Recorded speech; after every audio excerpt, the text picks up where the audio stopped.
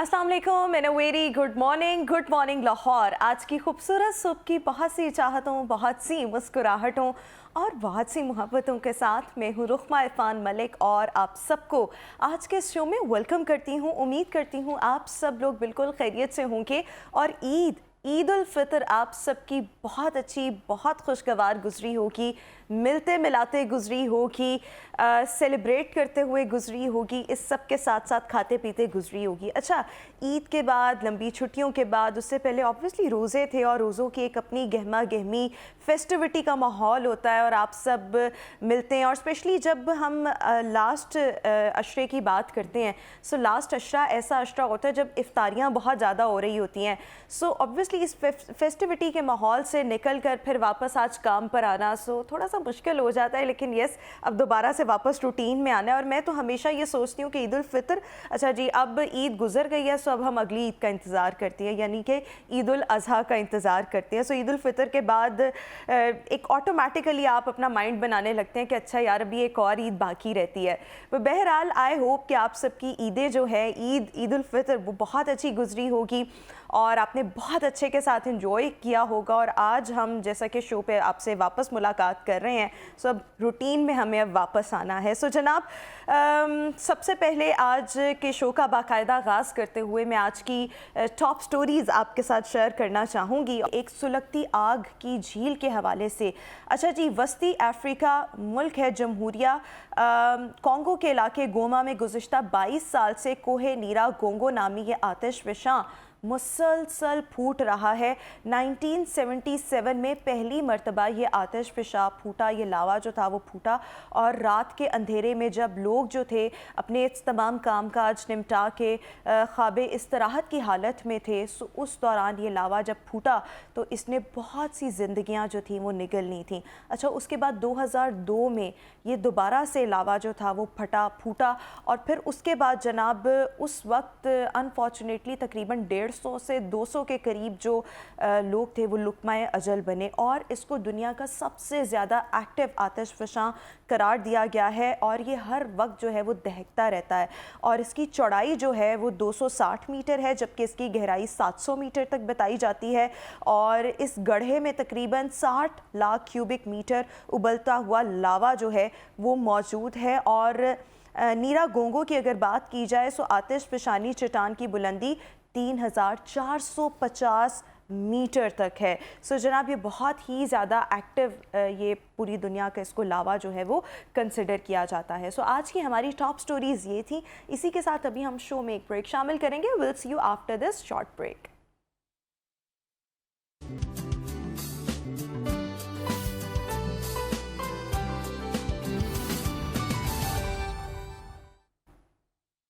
Welcome back after the break. Obvious आज के highlights आपके साथ शेयर करना चाहेंगे। आज शो में सबसे पहले हम बात करने जा रहे हैं कीवी पर। कीवी के क्या बेनिफिट्स हैं, कीवी का इस्तेमाल रोज़मर्रा की ज़िंदगी में आप सब के लिए कितना ज़रूरी है। आगे बढ़ेंगे, हम बात करेंगे आजकल तालीमी इदारों में असातिज़ा को जदीद तदरीसी तरीके कैसे बताए जाते हैं और इनको अपडेट कैसे रखा जाता है, इसको भी डिस्कस करेंगे। फिर आगे बढ़ेंगे, बात करेंगे जहनी सेहत पर खौफनाक हॉरर फिल्मों और वायलेंट गेम्स के क्या असरात जो हैं वो मुरतब होते हैं।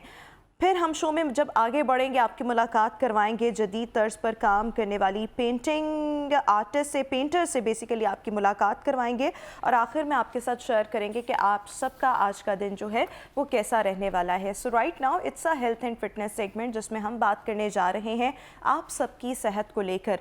अच्छा जी, कीवी के जब हम बेनिफिट्स को देखते हैं, कीवी के बहुत ज़्यादा फ़ायदे हैं हमारी ओवरऑल बॉडी के लिए, हमारी हड्डियों के लिए, हमारे जिस्म में आयरन की एब्जॉर्प्शन के लिए, हमारी दांतों के लिए, हमारी बसारत के लिए, विज़न के लिए। कीवी हमारे जिस्म के हर ऑर्गन के लिए बहुत ज़्यादा बेनिफिशियल है। इस सब के साथ साथ ये हमारे हाजमे में भी बहुत अहम रोल प्ले करता है। हम जब मुख्तलिफ़ फलों और सब्ज़ियों की बात करते हैं, सो ऑब्वियसली ये तमाम सब्ज़ियाँ और फल जो हैं वो हमारी बॉडी के लिए बहुत ज़्यादा ज़रूरी होते हैं, क्योंकि ये हमें विटामिन्स एंड मिनरल्स प्रोवाइड करते हैं, जिसकी वजह से हम एक्टिव भी रहते हैं, हमारी बॉडी के डिफरेंट ऑर्गन्स एक अच्छे अंदाज में काम भी करते रहते हैं। साथ ही साथ ये तमाम चीज़ें जो होती हैं ये फ़ाइबर से भरपूर होती हैं। सो ऑटोमेटिकली आपके गट हेल्थ के लिए बहुत अच्छी होती हैं। सो कीवी का इस्तेमाल आप सबको क्यों करना चाहिए, क्यों कीवी जो है वो हमारे लाइफस्टाइल का हिस्सा होनी चाहिए, इस पर बात करने के लिए मेरे साथ शो में मौजूद हैं न्यूट्रिशनिस्ट हैं Hafsa Gauhar. Hafsa, thank you so much for being with us. तो सबसे पहले जब हम कीवी की बात करते हैं, कीवी के अंदर पाए जाने वाले ग़िज़ाई अज्जा कौन कौन से हैं और कीवी हमारी बॉडी के लिए कितनी फ़ायदेमंद है? देखिए, सबसे पहले तो हम ये बात करते हैं कि कीवी हमारे माशरे में पाकिस्तान के अंदर कितनी ज़्यादा कॉमन है। ये एक ऐसा फ्रूट है जो कि चाइना से बेसिकली सबसे पहले इन्वेंट किया गया था। चाइना के अंदर जो है वो इसकी इन्वेंशन हुई, और जब इन्वेंशन हुई तो आपको पता है चाइनीज़ जो है वो कितने ज़्यादा गुड लुकिंग और उनकी स्किन कितनी फ्रेश होती है, और उनके अंदर ये एक ऐसा फ्रूट पाया जाता है जो कि अब पाकिस्तान में अब इम्पोर्ट होकर आता है, स्पेशली एशिया के अंदर। तो जब हम इसकी इम्पोर्ट की क्वांटिटी देखें, अब आहिस्ता आहिस्ता इसका ट्रेंड बढ़ता जा रहा है। अब इसके अंदर एक ऐसी ग़िज़ाइयत, इतनी भरपूर ग़िज़ाइयत होती है कि जो सबसे ज़्यादा हमें इसमें विटामिन सी मिलता है। हम चकोतरे, लेमन और इन सब चीज़ों की बात करते हैं, लेकिन इन सबसे ज़्यादा जो हमारे पास विटामिन सी की तादाद होती है वो हमारे पास कीवी के अंदर प्रेजेंट होती है। Vitamin C, potassium, vitamin E, vitamin A, vitamin B6 and B12, ये सब इसमें बहुत ज़्यादा हाई क्वांटिटी में प्रेजेंट होते हैं। और इन सब के रिचेस्ट सोर्सेज के अंदर से हम अगर एक निकालें, जो हमारे पास निचोड़ है वो एक कीवी है, जो आप डेली अपनी डाइट में इस्तेमाल कर सकते हैं, और आपको एक बेस्ट न्यूट्रिशियस फूड है जो आपको डिजीज़ पर्पज़ के अंदर भी, डिजीज़ पर्सन के अंदर भी, और एक हेल्दी पर्सन जो अपना लाइफ स्टाइल इंप्रूव करना चाहता है उसके लिए बहुत ज़्यादा फ़ायदेमंद है।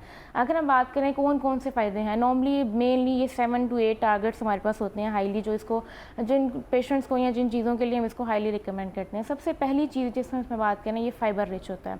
इसमें ऐसे रेशे मौजूद होते हैं जो कि आपके कोलेस्ट्रॉल को बहुत हद तक इम्प्रूव करते हैं, आपके दिल की शरियानों को बहुत अच्छा इम्प्रूव करते हैं।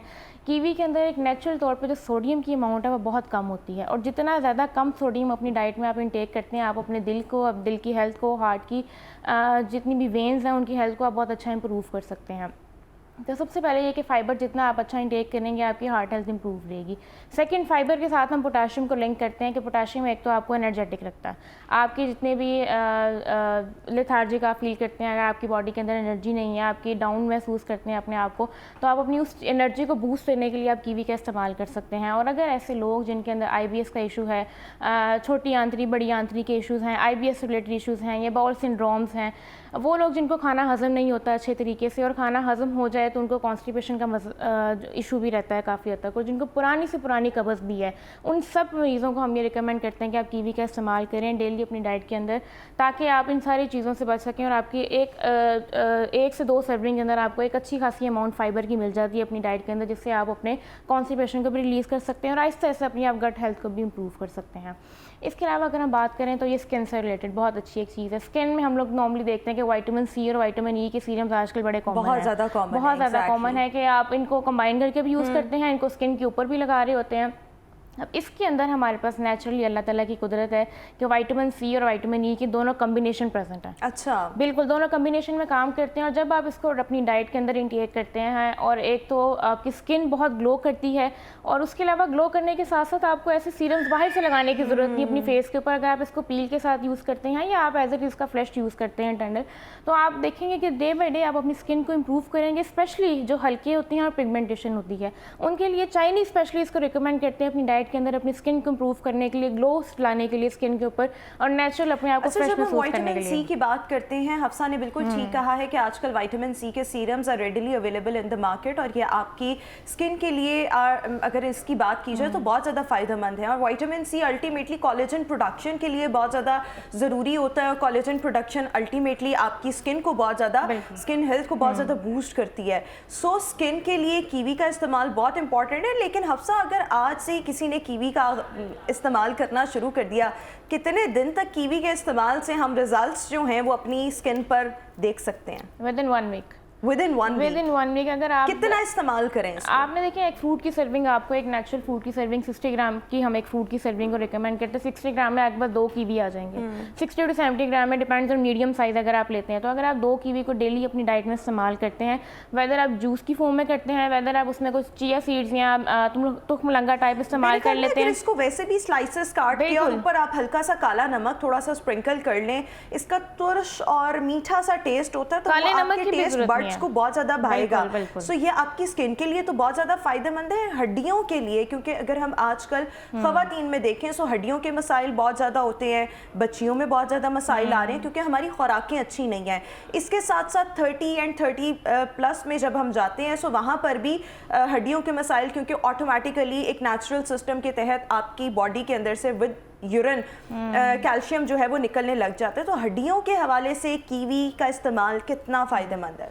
देखिए, कीवी को हम पहले डायरेक्ट वे से देखते हैं कि फॉर एग्जांपल ऐसी फीमेल जो कि 30 प्लस हैं और आहिस्ता आहिस्ता ऑस्टियोपोरोसिस का शिकार हो रही हैं, इनकी हड्डियों में दर्द रहती है, जोड़ों में दर्द रहती है, या उनको हील पेन रहती है, और स्पेशली अगर जिनको यूरिक एसिड की पेन है, जिनको स्मॉल जॉइंट्स में पेन रहती है। अभी वो फीमेल्स में पहले इनकी रेंज 40 प्लस थी, अब 30 प्लस होगी। अब 30 प्लस फीमेल्स इन सारी बीमारियों का शिकार होती हैं। तो उसके लिए सबसे बेहतरीन है कि अगर आपको यूरिक एसिड की पेन है, आपको रूमेटॉइड आर्थराइटिस की पेन है, आपको हड्डियों की पेन है, या ऑस्टियोपोरोसिस की कंप्लेन है, तो आप अपनी डाइट के अंदर विटामिन सी को ऐड करना शुरू कर दें। अल्टीमेटली आपकी इम्यूनिटी बूस्ट होगी, आपकी बॉडी उस चीज़ के साथ फाइट कर सकती है, आपके जो नेचुरल एंटीजन्स और एंटीबॉडीज़ हैं वो बहुत अच्छे तरीके से आपके साथ काम करते हैं। तो अगर आप अपनी डाइट के अंदर ऐसी फीमेल्स आहिस्ता आहिस्ता अपनी डाइट के अंदर, अगर 30 प्लस उनको पता चल गया कि उनकी एज मूव कर गई है, तो वो अपनी डाइट के अंदर कीवी का इस्तेमाल लाजमी करें। 1 से 2 कीवी दिन के टाइम इस्तेमाल करें। उससे ये होगा कि उनकी हड्डियों की हेल्थ को बहुत अच्छा भी बूस्ट भी मिलेगा, और ये एंटी इन्फ्लेमेटरी भी होता है। वो लोग जिनमें सूजन ज़्यादा रहती है, स्वेलिंग फेस करते हैं वो लोग अपनी बॉडी के अंदर, अपने जोड़ों के अंदर, और उठने बैठने में उनको तकलीफ है, वो भी उस चीज़ में आहिस्ता आहिस्ता। इसके आपने तुरंत टेस्ट की तरफ नहीं जाना है। इसका तुरंत टेस्ट आपकी बॉडी को, आपके गले को खराब नहीं करेगा, आपके लंग्स को अफेक्ट नहीं करेगा। अक्सर लोग इस चीज़ का ये मिथ रखते हैं कि शायद ये बहुत ज़्यादा खट्टा है, ये आपका गला अपना पकड़ा जाए, लेकिन इसमें ऐसी कोई भी चीज़ नहीं है। ये उसके तुरंत वो आपने सिर्फ एंजॉय करना है, उसका टेस्ट वो आपके लिए हार्मफुल नहीं है, ना ही आपके लंग्स। अच्छा, जब हम बात करते हैं वेट लॉस जर्नी में, सो वेट लॉस जर्नी में जिन लोगों ने अपना वजन कम करना है उनके लिए कीवी कितना फ़ायदेमंद है? कीवी एक ऐसा फ्रूट है जिसमें आपके पास, मैं कहती हूँ सबसे अच्छा फ्रूट इस सेंस में है कि कैलोरी डेफिसिट है। हम लोग आजकल बड़े कैलोरी डेफिसिट के पीछे होते हैं कि हमने ऐसा फ्रूट और ऐसी चीज़ें टेक करनी है जिसमें कैलोरी बहुत से कम हो और हमें उसमें न्यूट्रिशन भी पूरी मिल जाए। तो ये एक ऐसा फ्रूट है जिसमें हमारे पास कैलोरी बहुत कम है। अगर आप इसका 100 ग्राम भी इस्तेमाल करते हैं तो आपके पास राउंड अबाउट बहुत कम कैलोरी, 30 to 40 किलो कैलोरीज होते हैं, जो कि आप आराम से बर्न कर सकते हैं और आपको उसमें परेशान होने की जरूरत नहीं। सेकंड प्लस पॉइंट ये है कि इसका ग्लाइसेमिक इंडेक्स बहुत कम है, शुगर कंटेंट बिल्कुल लो है, आपका इंसुलिन बहुत अच्छा रहेगा बॉडी के अंदर। अगर आप वेट लॉस पर्पस से इसको यूज़ करना चाहते हैं तो इसका कार्ब कंटेंट बहुत कम है, इसका कैलोरी डेफिसिट बहुत कम है हमारे पास, और सबसे बड़ी चीज़ इसमें full of vitamins and minerals हैं। तो अगर आप वेट लॉस के साथ अपनी स्किन भी इंप्रूव करेंगे तो ये कॉम्बिनेशन है। वरना नॉर्मली ऐसे होता है कि जब आप मुख्तलिफ डाइट्स को फॉलो कर रहे होते हैं या मुख्तलिफ किस्म की रेमेडीज फॉलो कर रहे होते हैं, खाना कम खा रहे होते हैं, उसके असरात आपकी स्किन के ऊपर आने लग जाते हैं, आपकी स्किन डल हो जाती है, पेल हो जाती है, आंखों के नीचे हल्के पड़ जाते हैं। अगर आप अपनी लाइफस्टाइल में और इस दौरान कीवी का इस्तेमाल करेंगे तो आपकी स्किन बहुत ज़्यादा ग्लो करेगी, ये तो चीज़ गारंटीड है। अच्छा, इसके साथ साथ कीवी को क्या हमें छिलकों के साथ खाना चाहिए, छिलकों के बगैर खाना चाहिए? If we consume it with its peel, so उसके क्या अल्टीमेटली फ़ायदे होते हैं? देखिए, कुछ रिसेंट स्टडीज़ के मुताबिक पहले ये कहते थे कि पील इस्तेमाल नहीं करना चाहिए क्योंकि ये पाकिस्तान में इम्पोर्टेड है, तो इसमें कुछ ना कुछ प्रिजर्वेटिव्स और पील वैसे मैं भी ना कभी इस्तेमाल करूँ, मतलब जस्ट शेयरिंग माय ओपिनियन, तो वो अजीब सा लगता है। लेकिन ये कि कुछ स्टडीज़ के मुताबिक वो सबको ये अजीब लग रहा था कि इसका पील थोड़ा सा अजीब सा होता है, डार्क कलर का होता है, छोटा बिल्कुल कुछ ठीक। लेकिन ये देखिए, कुछ होता है राइप और एक अनराइप होता है, ठीक है। और एक अगर आप अनराइप इस्तेमाल करते हैं, ग्रीन वाला, वो ज़्यादा बेनिफिशियल है। अगर आप राइपनिंग साइड पर चले जाते हैं जिसको हम गोल्डन कीवी कहते हैं, तो अगर आप वो इस्तेमाल करते हैं एज अ स्मूथीज़ में, खाना इज़ वेरी डिफिकल्ट, लेकिन अगर आप स्मूथीज़ में इस्तेमाल करते हैं या उसको ड्राइड करके आप उसका पील अपनी स्किन पर यूज़ करते हैं, वो बहुत बेनिफिशियल है। अगर हम हेल्थ पर्पज़ वाइज बात करें, न्यूट्रिशन फैक्ट्स की बात करें, तो अब रिसेंट रिसर्च के मुताबिक पील के अंदर अगर आप फ्लैश को भी और पील को भी, दोनों चीज़ों को इकट्ठा इस्तेमाल करते हैं, तो जो उसका इफेक्ट है वो 30 to 40% तक इंक्रीज हो जाता है। तो ये कि थोड़ा सा डिफिकल्ट होगा उसको लेना, लेकिन ये कि उसके हेल्थ बेनिफिट्स हैं, आप इस्तेमाल कर सकते हैं, उसका कोई हार्मफुल इफेक्ट नहीं। अच्छा, आंखों के हलकों के लिए तो आपने कहा कि भी बहुत ज़्यादा फायदेमंद है, लेकिन विटामिन ई की अगर हम बात करें, विटामिन ई तो स्किन के लिए बहुत अच्छा, विटामिन ए जो है वो हमारी आंखों के लिए बहुत ज़्यादा फायदेमंद है। विजन को लेके जिन लोगों की नज़र कमज़ोर है, वीक है, उसके लिए कीवी का इस्तेमाल कितना फ़ायदा दे सकता है? ये फ़ायदा बहुत अच्छा दे सकता है उन लोग जिनकी तो आईसाइट वीक है, उनको तो आइसे अपनी डाइटरी हैबिट चेंज करनी चाहिए। ऐसी फीमेल जो कि प्रेगनेंसी के अंदर हैं और वो चाहती हैं, क्योंकि प्रेगनेंसी के अंदर अगर आपकी बॉडी के अंदर, मदर के अंदर विटामिन ए और फॉलिक एसिड लेवल कंप्लीट होगा तो बच्चे के अंदर जो आईसाइट के इश्यूज बाद में आते हैं वो नहीं होंगे। तो आप उसको रिकवर करने के लिए आप ये कोशिश कर सकते हैं कि जितनी भी प्रेग्नेंट लेडीज़ हैं उनको आप कीवी का इस्तेमाल करवाएं, वो चाहे स्टार्टिंग में है, कंसीविंग एज में है, या अगर वो प्रेगनेंसी के टाइम में है, बर्थ में अपने फेज़ में चली गई हैं, तो आपको चाहिए कि उनको ज़्यादा से ज़्यादा कीवी का इस्तेमाल करवाएं ताकि उनका विटामिन ए लेवल पूरा हो और जो भी उनके बेबी की हेल्थ है उसमें अगर आईसाइट का इशू है या ओवरऑल जो भी इशूज़ अफेक्ट हो रहे हैं तो वो उस चीज़ में इन फ्यूचर जो बच्चा है वो उस आईसाइट से बच सके और उसकी आईसाइट अफेक्ट ना हो। वो लेटर एज में अगर वो मोबाइल का इस्तेमाल ज़्यादा करता है या कुछ ऐसा उसका चीज़ें हैं तो वो उस चीज़ से ज़्यादा फाइट कर सकता है। अच्छा, एक और चीज़ मैंने अक्सर डायबिटीज़ के हवाले से कीवी के बहुत फ़ायदे पड़े हैं कि जो लोगों को डायबिटीज़ है और अगर वो कीवी का इस्तेमाल करते हैं तो उनके ब्लड ग्लूकोज लेवल्स की मेंटेनेंस के लिए कीवी बहुत ज़्यादा फ़ायदेमंद होता है। तो डायबिटीज़ के लिए, ब्लड प्रेशर के लिए and also for cholesterol, what are the benefits of kiwi for all of these 3 problems? इसमें सबसे बेहतर ये है कि ये अल्कली लेवल इसमें बहुत अच्छा होता है कीवी के अंदर, ठीक है, जो हम डायबिटीज़ के लिहाज से देखेंगे, और पोटाशियम लेवल बहुत रिच होता है। हम डायबिटीज़ के पेशेंट के अंदर सबसे पहले वो चीज़ रिकमेंड करते हैं कि जिसमें एक तो कम्प्लेक्स कार्ब्स में आता हो, कार्ब्स रेशो बिल्कुल कम हो और उसके हेल्थ बेनिफिट्स बहुत ज़्यादा हो। अब पोटाशियम एक ऐसा मिनरल है, एक ऐसी एक आइटम है हमारे पास जो कि अगर हम डायबिटिक पेशेंट में देते हैं, देखिए नॉर्मली देखा होगा आपने कि बहुत डल फील करते हैं डायबिटिक पेशेंट, अपनी एनर्जी बहुत लो होती है, जल्दी थक जाते हैं, जल्दी उनका शुगर लेवल डाउन हो जाता है और वो अपनी नॉर्मल हेल्थ लाइफ नहीं गुजार सकते, ज़्यादा देर वो चल नहीं सकते, वॉक नहीं कर सकते। तो अगर वो चाहते हैं कि उनको थोड़े पैकेज के अंदर एक बड़ी चीज़ मिल जाए तो वो कीवी का इस्तेमाल लाजमी करें। एक और दूसरी चीज़ जो मैं ऐड करना चाहूँगी कि जो इंसोम्निया के पेशेंट्स होते हैं, नॉर्मली डायबिटीज़ हमारे पास इंसोम्निया के शिकार हो जाते हैं, उनको नींद नहीं आती रात को और वो सर्वाइव करते हैं कि वो एक अच्छी नींद और गहरी नींद को वो मिस करते हैं कि हम जो पहले इससे पहले सोते थे वो हमारी अब वो नींद नहीं रही। तो मैं उनको रिकमेंड करूँगी कि कीवी में कार्ब्स भी रेशो कम होते हैं और शुगर रेशो भी कम होती है। तो अगर आप सोने से पहले 4 से 5 बजे करीब कुछ टाइम का गैप देकर 2 से 3 आवर्स का गैप देकर अगर आप 2 कीवी का इस्तेमाल करते हैं तो आप अपनी नींद की जो हेल्थ है ना, इंसोम्निया की जो कंडीशन है उसको बहुत हद तक इम्प्रूव कर सकते हैं विद डायबिटीज़ प्लस। बिल्कुल ठीक हो गया। सो कीवी का इस्तेमाल आपकी जल्द के लिए, आपकी आंखों के लिए, आपके मुख्तलिफ बॉडी ऑर्गन्स के लिए, ब्लड प्रेशर के लिए, डायबिटीज़ के लिए, कोलेस्ट्रॉल के लिए, मतलब in every way her body organ के लिए बहुत ज़्यादा फ़ायदेमंद है। अच्छा, आजकल अगर हम देखें कीवी के हवाले से बहुत ज़्यादा अवेयरनेस लोगों में पाई जा रही है, लेकिन पहले ये फल बड़ा इसको ओवरलुक किया जाता था, इग्नोर किया जाता था। कीवी को अगर हम जूसेस की फॉर्म में इस्तेमाल करना चाहें सो इज़ इट पॉसिबल, किस तरीके से जूसेस की फॉर्म में इस्तेमाल किया जा सकता है, और what are the rest of the ways जिसमें वी कैन कंज्यूम कीवी? किस किस तरीके से हम इसको कंज्यूम कर सकते हैं? पहली बात ये कि हमारे यहाँ रुझान इसका कम क्यों था, क्योंकि मैंने आपको पहले बताया कि ये एक हमारे पाकिस्तान में ये इनग्रोन नहीं है, ठीक है, और लोगों के लिए एक तो कोस्ट फ्रेंडली बनी है। पाकिस्तान के अंदर जो फ्रूट ज़्यादा कोस्ट फ्रेंडली हो, सीजनल हो, उसको इस्तेमाल करना चाहिए। जो लोग इम्पोर्टेड यूज़ करते हैं वो बहुत कम है हमारे पाकिस्तान के अंदर, बहुत एलीट वाम। अच्छा, उसके अलावा ये रीज़न है कि अगर हम बात करें कि ये इसको इस्तेमाल कैसे किया जा सकता है, अगर आपने इसको एज अ स्नैक इस्तेमाल करना है तो आप सिंपल फ्रूट को अपनी प्लेट में स्लाइस करें। अपने जो सलाद है उसमें ये बड़ा फ्रेश लुक देता है, ग्रीन कलर बड़ा अपीलिंग होता है कलर को, अपने सलाद के अंदर इस्तेमाल कर सकते हैं आप। ट्वाइस इन अ वीक मैं रिकमेंड करूँगी कि आप इसको जो है ना अपने जूसेस में इस्तेमाल करें 4 to 5 PM में। इसमें मैं ये कहूँगी कि 1 से 2 tablespoon basil seed, chia seeds का भी इस्तेमाल करें ताकि और ज़्यादा बेनिफिशियल हमारे लिए हो जाए। सेकेंडली, अगर आप अपने डेली होम में बैठे हुए हैं, टीवी यूज़ कर रहे हैं, जहाँ पे आपने चिप्स और स्नैक्स यूज़ करने हैं, वहाँ पे आजकल कीवी, ड्राइड कीवी आई है, उस ड्राइड कीवी को भी आप अपने डेली स्नैक्स में यूज़ कर सकते हैं। आप उसको च्यू कर सकते हैं, आप उसको बहुत अच्छा एंजॉय, क्योंकि वो खट्टी मीठी सी होती है तो वैसे आप कैंडी इस्तेमाल करते हैं, लेकिन वो बिल्कुल उन्होंने फ्रेश कीवी को ड्राइड किया होता है, तो आप उस ड्राइड फॉर्म को भी एज अ स्नैक वो अपने घर में इस्तेमाल कर सकते हैं बहुत अच्छे तरीके से। बिल्कुल ठीक हो गया। अच्छा, वैसे कोई क्या ऐसा भी ग्रुप है जिनको कीवी का इस्तेमाल नहीं करना चाहिए या सोच के करना चाहिए? हाँ जी, जो कि नॉर्मली ऐसे पेशेंट जो कि एस्थमिक होते हैं या जिनको पॉलन से एलर्जीज होती हैं, क्योंकि विटामिन सी एस्थमिक पेशेंट को हम थोड़ा सा अवॉइड करवाते हैं। कुछ को सूट करता है लेकिन मोस्ट ऑफ द को सूट नहीं करता, कि वो एस्थमा, जितने भी एस्थमिक पेशेंट होते हैं, जैसे पॉलन सीजन आता है और उनको चाहिए कि विटामिन सी से थोड़ा सा परहेज़ करें, तुष्ट चीज़ों से परहेज़ करें। तो ये है कि कुछ जिनको सूट नहीं करता उन्होंने ज़रा अपने डॉक्टर से रिकमेंडेशन के हिसाब से इसको इस्तेमाल करना है। बाकी ऐसा हर पेशेंट के लिए, हर डिजीज़ के लिए हम इसको बहुत अच्छा करते हैं, सिवाय जिनको पॉलन्स के इशू हों और जिनको सांस का मसला होता है। बिल्कुल ठीक हो गया, वरना इन एवरी वे कीवी का इस्तेमाल जो है वो आपको बहुत ज़्यादा फ़ायदा पहुंचाएगा, आपके लिए फ़ायदा बख्श होगा। Thank you so much Hafsa for being with us. Viewers, अभी एक break, will see you after this short break.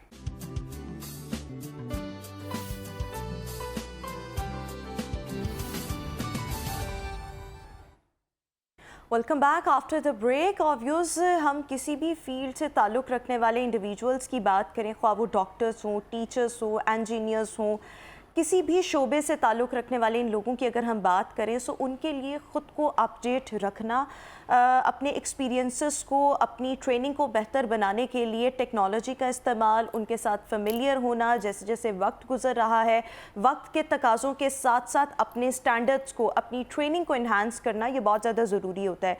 इसी तरीके से हम अगर टीचर्स की बात कर लें, सो प्रोफेशनल ग्रोथ के लिए, बच्चों को अच्छी तालीम देने के लिए, बच्चों को अच्छी तरबियत देने के लिए, अपने अच्छे एक्सपीरियंस के लिए टीचर्स को वक्त के तकाज़ों के साथ ख़ुद को अपडेट रखना बहुत ज़्यादा ज़रूरी है। अपनी ट्रेनिंग पर फोकस करना, टेक्नोलॉजी के साथ ख़ुद को फेमिलियर करवाना और टेक्नोलॉजी का बेहतर से बेहतरीन इस्तेमाल, ये तमाम चीज़ें जो हैं वो किसी भी टीचर्स ट्रेनिंग प्रोग्राम का हिस्सा लाजमी होनी चाहिए। या कुछ तो शौक़ आपके अंदर होता है कि आप पढ़ पढ़ के ख़ुद को एजुकेट करते हैं या ख़ुद को अपडेटेड रखते हैं। और ऑब्वियसली जब हम जहाँ पर बच्चों की बात करते हैं, जिस तरीके से तेज़ी के साथ टेक्नोलॉजी एडवांसमेंट हो रही है, जिस तरीके से हम देखते हैं कि चीज़ें हर गुजरते दिन के साथ बदल रही हैं, सो बच्चों की बेहतर से बेहतरीन एजुकेशन के लिए एक टीचर का ख़ुद को अपडेटेड रखना बहुत ज़्यादा ज़रूरी है। और आज हम इसी पर बात करेंगे कि टेक्नोलॉजी का इस्तेमाल करते हुए टीचर्स जो हैं वो अपने एक्सपीरियंसेस को मज़ीद खुशगवार और बेहतरीन कैसे बना सकते हैं।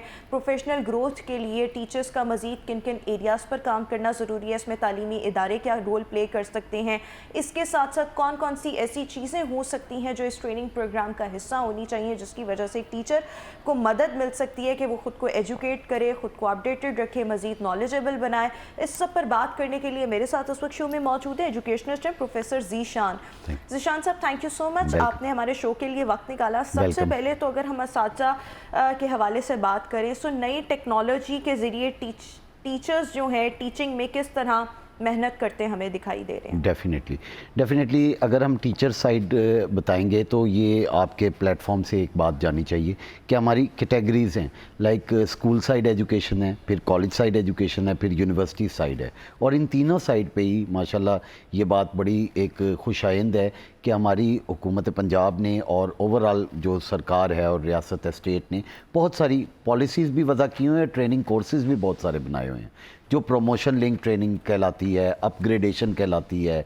जब भी आपका ग्रेड बढ़ रहा होता है ग्रेडेड सिस्टम में, तब भी आपको ट्रेनिंग करवाई जाती है। और ड्यूरिंग ग्रेडेड सिस्टम भी आपको डिफरेंट किस्म के PHEC के प्लेटफॉर्म तले, जो पंजाब हायर एजुकेशन जो है कमीशन, वो बहुत सारे मामलात को देखता है। फिर DPI कॉलेजेस है, ये बहुत सारे नाम पब्लिकली आप लोगों ने सुने नहीं हुए, लेकिन चूँकि हम एजुकेशन से हैं तो हमें इनसे बड़ा इंटरेक्शन रहता है। जैसे डिप्टी डायरेक्टर्स हैं और डायरेक्टरेट ऑफ एजुकेशन है। सो तकरीबन बहुत लेयर्ड सिस्टम है जिसमें ट्रेनिंग मॉड्यूल्स मौजूद हैं। और यूनिवर्सिटी ऑफ एजुकेशन में हमारे अक्सर औकात बसा औकात जो हैं वो ट्रेनिंग शेड्यूल्स चलते रहते हैं, जिसमें life skills I would say कि अभी रिसेंट पास्ट में यूरोपियन, बेसिकली तो हम वेस्ट का मॉडल उठाते हैं हमेशा, तो वेस्ट के अंदर बहुत ज़्यादा तहकीक हो रही है ऑलरेडी, उसी मॉडल को यहाँ पर रेप्लिका इम्प्लीमेंट किया जाता है। अच्छा, सबसे पहले अगर ये बात करें कि देखें, एक प्राइमरी स्कूल का टीचर हो, एक सरकारी स्कूल का टीचर हो, वो शायद इतना प्रेफर नहीं करता ख़ुद को अपडेटेड रखने के लिए। उसका ये होता है कि अच्छा एक लगी बंदी तनख्वाह है, इसके बाद प्रमोशन भी हो जानी है, पर्क्स भी वही रहने हैं, so why would I have to put in an extra effort.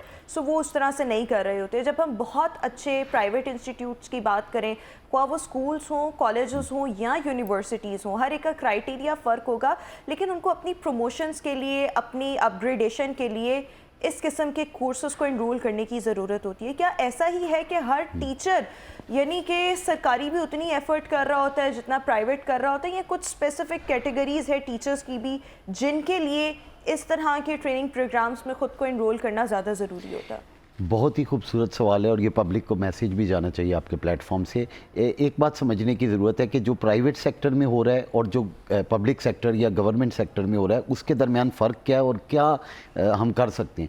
Ideally speaking अगर हम देखें और प्रैक्टिकली स्पीकिंग भी देखें, तो जो प्राइवेट साइड पे है वो टीचर के ऊपर एक्स्ट्रा बर्डन और एक्स्ट्रा स्ट्रेस भी है। उस मुकाबले में वो इकोनॉमिकली उनको उस तरह पे ऑफ नहीं किया जा रहा। जबकि इन कंपैरिजन अगर गवर्नमेंट साइड पे हमें देखा जाए, प्रोफेसर हजरात को और दीगर टीचर्स हजरात को, बहुत हैंडसमली गवर्नमेंट पे कर रही है, सीधी सी बात है, बहुत अच्छा पे कर रही है। और बड़े टैलेंटेड लोग भी, बड़े नॉलेजेबल लोग हैं, यानी ऐसा नहीं है एमफिल पीएचडी, अब वो हमारे यहाँ बड़ा मशहूर है कि सबसे ज़्यादा हाईली एजुकेटेड जो है आपको एजुकेशन में मिलेंगे। इवन हमारे स्कूल साइड पे पीएचडी डॉक्टर्स आम हैं, और अभी हमारे ये कॉलेज साइड पे, यूनिवर्सिटी साइड पे तो है ही क्राइटेरिया डॉक्टर का, तो आपको पीएचडी मस्ट होना चाहिए। तो ये एक बहुत अच्छे इंसेंटिवाइज किया हुआ है। कहने का मकसद ये है कि वो जो एक जगह बेसिकली रह जाते हैं ना, और अपनी सैलरी के अंदर और स्ट्रक्चर्ड है उसके लिए, तो डेफिनेटली उसको एक कंफर्ट जोन में वो जाता है। लेकिन किन किन लोगों को या किन किन टीचर्स को अपनी अपग्रेडेशन या प्रमोशन के लिए इस तरह के ट्रेनिंग प्रोग्राम्स में इनरोल होने की ज़रूरत होती है, मुख्तलिफ ट्रेनिंग्स करने की ज़रूरत होती है? जी बिल्कुल, ये होता है इसी तरह से कि अभी जो यंग लॉट आ रही है वो तो ऑलरेडी एमफिल और पीएचडी बहुत ज़्यादा है हमारे पास, जो यंग लॉट आ रही है तो वो बड़े ही चार्ज हैं। और फ्रैंकली स्पीकिंग जो सीनियर्स हैं वो थोड़े से रस्ट हो जाता है बंदा, मतलब वक्त के साथ साथ एक जगह पे रहते रहते, तो वो डेफिनेटली उनको भी चार्ज किया जाता है ट्रेनिंग दे दे के और एडमिनिस्ट्रेटिवली। सो आइडियली डेफिनेटली हम रीच कहीं पर किसी आइडियलिस्ट सिचुएशन पे रीच नहीं कर पाते, लेकिन ये कि उसके दरमियान हम एक मॉडल को इस्तेमाल करते रहते हैं। लेकिन अच्छा, क्या हम टीचर्स की अगर बात करें तो इनको तरबियती सेशंस जो हैं वो फराहम किए जाते हैं? जी बिल्कुल फराहम किए जाते हैं। किन किन टीचर्स को किए जाते हैं? ये जो है वो सीनियर्स को भी किए जाते हैं, जूनियर्स को भी किए जाते हैं। गवर्नमेंट में किए जाते हैं, प्राइवेट में किए जाते हैं? गवर्नमेंट में ज़्यादा किए जाते हैं, प्राइवेट के अंदर तो डेफिनेटली बेसिकली उनको एनर्जी चाहिए, वो 20 से 30 तक के जो यंग लॉट है उसको ही ज़्यादा प्रेफर करते हैं। और जो जो आपकी एजिंग होती जाती है आप प्राइवेट के लिए इतने सूटेबल नहीं रहते। लेकिन ऑन कॉन्ट्रेरी गवर्नमेंट साइड पे मैं यकीनन ये चीज़ भी ऑप्ट करूंगा कि जी हम लोग थोड़े सुस्त हो जाते हैं या कायल हो जाते हैं, बिल्कुल एक हद तक ये जायज़ बात भी है। हम अगर इस आप कह रहे हैं ना कि जिस तरीके से गवर्नमेंट में ट्रेनिंग सेशंस करवाए जाते हैं, गवर्नमेंट स्कूल की अगर बात करें उनको तो डिस्कस ही ना किया जाए, वहाँ अच्छा। का तो पुरसाने हाल ही कोई नहीं, इतने वहाँ पर बुरे हालात हैं, quality of education is very poor. Yes, when we go towards colleges और universities the standard is like much better और even high, we can like say that it's higher. एक और वजह भी आप देखें ना, नंबर ऑफ पीपल जिनको वो एक्चुअली एड्रेस कर रहे हैं। एक क्लास में अगर आप 150 बच्चा बिठा देंगे तो वो उसको टीचर चाहे जितना भी हो जाए वो फिर वल्नरेबल कंडीशन के अंदर चला जाएगा।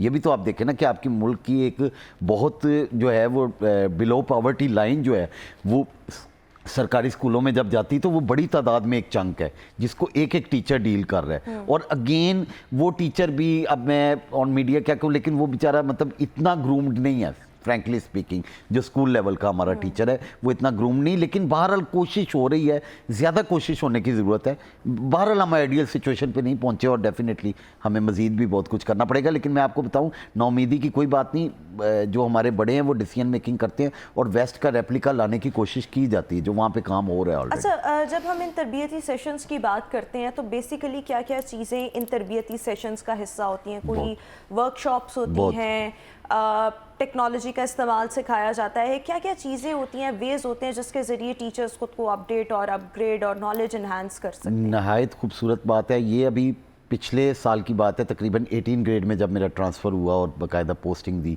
तो वो प्रमोशन लिंक ट्रेनिंग हम कहते हैं, उसमें तकरीबन 18 से 20 दिन हमारी तकरीबन समझ लीजिए कि 9 बजे से 5 बजे तक सिर्फ क्लास होती थी और ऑनलाइन क्लास होती थी। और उसमें बड़े खूबसूरत किस्म के टॉपिक्स जो आपके लिए शेयरेबल होने चाहिए। लीडरशिप हमें पढ़ाई गई बहुत ज़्यादा कि टीचर एक लीडर है बुनियादी तौर पर। स्ट्रेस मैनेजमेंट कैसे करनी है, तो स्ट्रेस मैनेजमेंट हमें बहुत ज़्यादा, और बंदे का बड़ा दिमाग खुलता है, बंदे को बड़ा वेस्ट की वो जो सारी रिसर्च हुई है और यहाँ पर भी बड़े अच्छे किस्म के टीचर्स, इतने अच्छे के मतलब के फैसिनेटिंग उनका स्टाइल है। डिसिप्लिन हमें सिखाया जाता है, लेसन प्लान्स हमें सिखाए जाते हैं, फिर एक्स्ट्रा करिकुलर स्टडीज़ कैसे करवानी है ये सिखाया जाता है, फिर मतलब सेल्फ ग्रूमिंग के ऊपर काम करवाया जाता है और आईटी स्पेशलिस्ट सर्विस रूल्स पे काम किया जाता है। सो इतनी नाउमीदी की ज़रूरत नहीं, बुनियादी तौर पर आपने सेल्फ चार्जिंग भी तो होना है, आपने सेल्फ बेसिकली नोइंग पे भी काम करना है। तो मेरे ख्याल से वो लाइब्रेरी कल्चर वो टीचर के लिए भी बड़ा मस्ट है और वो स्टूडेंट के लिए भी बड़ा मस्ट है। किसी ना किसी तरीके से आप नॉलेज गेन कर रहे हो, किताब का इस्तेमाल कर रहे हो, किताब पढ़ रहे हो, सो अल्टीमेटली आप का वो सोर्स जहां से आप नॉलेज गेन कर रहे हैं, मैं कहता हूं उसका तो कोई मुतबादिल ही नहीं, उसका कोई मुतबादिल नहीं है। इसमें आपने कहा कि स्ट्रेस मैनेजमेंट पर आपने फोकस किया। स्ट्रेस मैनेजमेंट की जब हम बात करते हैं तो नॉर्मली टीचर्स को क्या सिखाया जाता है कि किस तरीके से उन्होंने अपना घर का स्ट्रेस मैनेज करना जी। है, बच्चों पर नहीं जी, जी। निकालना, जी, जी। वर्क एनवायरनमेंट का Exact. लोड मैनेज करना है, वर्क जी। एनवायरनमेंट का स्ट्रेस मैनेज करना है, what are the things that are included in stress management techniques? मैं आपको बताऊं कि स्ट्रेस मैनेजमेंट में उन्होंने यही कहा कि आप अपने घर का कोई बर्डन अपने वर्क प्लेस पे ना लेकर आएँ और वर्क प्लेस का कोई बर्डन घर पे ना लेके जाएं। ये बड़ी एक खूबसूरत बात और सबसे बड़ी बात जो है वो मैं यहाँ पे ट्रिब्यूट भी पेश करूँगा कि बहुत सारे ब्यूरोक्रेट्स के साथ भी काम करने का मौका मिला, तो बहुत सारी चीज़ें आप लर्न करते हैं और जो सिखाई जा रही होती हैं आपको, तो जो मल्टी इंटरेस्ट है और मल्टी जो आपके करिकुलर एक्टिविटीज़ एक्स्ट्रा करिकुलर भी होती हैं वो आपको बहुत ज़्यादा हेल्पफुल होते हैं स्ट्रेस मैनेजमेंट के अंदर। यानी अगर आप पढ़ाते पढ़ाते थोड़ी देर बोर हो गए तो आप स्विमिंग स्टार्ट कर दें, आप हॉर्स राइडिंग स्टार्ट कर दें, सो आप अपने स्ट्रेस को इस तरह से मैनेज कर सकते हैं। मतलब एक चीज़ में अगर आप यूनिफॉर्मिटी के साथ चले जाएंगे तो ह्यूमन बेसिकली साइकी ऐसी सेंसिटिव पाई गई है कि वो एक यूनिफॉर्मिटी को और डिसिप्लिन को फॉलो कर नहीं सकती, चाहे किसी भी साइड पे हो, तो वो थोड़ा सा स्ट्रेस से बाहर आने के लिए अच्छा, इस सब के साथ साथ जब हम टीचर्स की बात करते हैं सो उनको जदीद तरीन कंटेंट प्रोवाइड करना, who is the responsibility of providing this content to the teachers? Updated content, full of knowledge content, मतलब जदीद से जदीद तरीन जी, कंटेंट, जी, जी। ये प्रोवाइड मैं- करना किसकी जिम्मेदारी है? जी, ये एक्चुअली ना हमारे पास डिपार्टमेंट्स इतने ज़्यादा फैले हुए स्कैटर्ड हैं, लाइक DPI कॉलेजेस है, डायरेक्टर एजुकेशन है, PHEC है, फिर हायर एजुकेशन डिपार्टमेंट खुद प्राइमरीली हमारा है, तो कुछ 4, 5, 6 डिपार्टमेंट बन जाते हैं जो कि ज़िम्मेदार हैं, रिस्पॉन्सिबल हैं कि हमें ये सारी मॉड्यूल में से गुजारें। लेकिन देखें ना, अगेन बात करेंगे 721 कॉलेजेस थे अभी 3-4 साल पहले तक पंजाब भर के, 36 अजला हैं, और उसके आगे फिर स्कूल्स लेवल पे अगर आप जाएं तो हमारे कम से कम 1.5-2-3 लाख का जो है वो टीचर्स मौजूद है, फिर उसको ट्रेन करना, फिर पूरे मॉडल से गुजारना, तो एडमिनिस्ट्रेटिवली ये एक बड़ा ही टफ काम है, इतना आसान नहीं है, लेकिन अपडेटेड बनाना चाहते हैं। इसकी सबसे खूबसूरत मिसाल अगर मैं आपको बताऊं तो यूनिवर्सिटी में बहुत ज़्यादा काम हो रहा है। यूनिवर्सिटी में हर तरह से अपडेटेड, मसलन मैं आपको बताऊं कि पंजाब यूनिवर्सिटी से भी मेरा लिंक है, आपको एक्सीलेंट एग्जांपल दूं कि वो बैक वक्त ईरान के साथ, मलेशिया के साथ, इंडोनेशिया के साथ हर लेवल पर जो है हमारा यूनिवर्सिटी का उस्ताद कनेक्टेड है। वाई नॉट स्कूल लेवल, या ये है कि चंक बढ़ता जाता है और वहाँ पर लोगों का वॉल्यूम ज़्यादा है, उनको एड्रेस करना लेकिन थोड़ा मुश्किल। मेनली टीचर्स ट्रेनिंग प्रोग्राम्स, जी, चाहे वो जी। गवर्नमेंट स्कूल्स के हाँ। हों, प्राइवेट के हों, या कॉलेज या यूनिवर्सिटीज़ के हों, इस तरह के सेशंस कंडक्ट करवाना, ट्रेनिंग प्रोग्राम्स करवाना, ये मेनली प्राइमरीली जिम्मेदारी किसकी है? प्राइमरीली इस वक्त तो क्या अगर मैं हुकूमत की जिम्मेदारी है, इदारों की अपनी जी, जी। जिम्मेदारी है, या टीचर्स की जिम्मेदारी? नहीं, टीचर्स की अपनी नहीं है। DPI कॉलेजेस और डायरेक्टर एजुकेशन ये जिम्मेदार हैं, इनको पॉलिसी ऊपर से HED देती है, higher education department civil secretariat में है। तो मेरे ख्याल से आपको ज़्यादा प्रोग्राम फिर मजीद सेक्रेटरी हायर एजुकेशन के साथ आप करें, PHEC के चेयरमैन जो हैं और फकरीम टावर, उनके साथ भी, यानी ये रेलिवेंट पर्सन्स हैं। अच्छा, देखिए इस किस्म के जो प्रोग्राम्स हैं, क्या वो अपग्रेडेशन और प्रमोशन के लिए ज़रूरी होते हैं? जी बिल्कुल, 100%। यानी हम अपग्रेड ही नहीं हो सकते। अब मैं 17 से 18 में गया हूँ, मैं तब तक नहीं जा सकता जब तक मैं लीडरशिप ना पढ़ूँ, स्ट्रेस मैनेजमेंट ना पढ़ूँ, और वो सारी, और उनका बाकायदा एक टेस्ट भी होता है, और टेस्ट वो होता हाँ, वो टेस्ट हम क्लियर करेंगे तो हम आगे जाएंगे। यानी कि अगर किसी एक सरकारी टीचर ने अपनी प्रमोशन नेक्स्ट स्केल में करवानी है, हाँ। तो उसके लिए तमाम चीजें बिल्कुल, जरूरी वो है, इसका credit टेस्ट off। पास करना जरूरी जी, है। credit लेकिन off। फिर जो बच्चे निकल रहे हैं मुख्तलिफ इंस्टीट्यूट से, quality of education is still like very ये पुअर। आपका बहुत मुस्तनद सवाल है, लेकिन अब इसमें मैं एक चीज, मतलब टीचर्स खुद को ट्रेंड भी नहीं। कर रहे हैं, अपनी एजुकेशन भी इनहांस कर रहे हैं, मैं आपको लेकिन क्वालिटी ऑफ बच्चा जो है वो हमें मैं अब कुछ भी आपको नहीं नजर इसमें आता। बताऊं, आप एक चीज़ को मिस कर रही हैं, वो है पेरेंटिंग। और मेरे पास जो बच्चा पहुंच रहा है, मैं ऑन एयर कह रहा हूं ये बात, वो 16-17 साल का बच्चा है तकरीबन, वो मतलब अपनी लेट टीन्स में जा रहा है।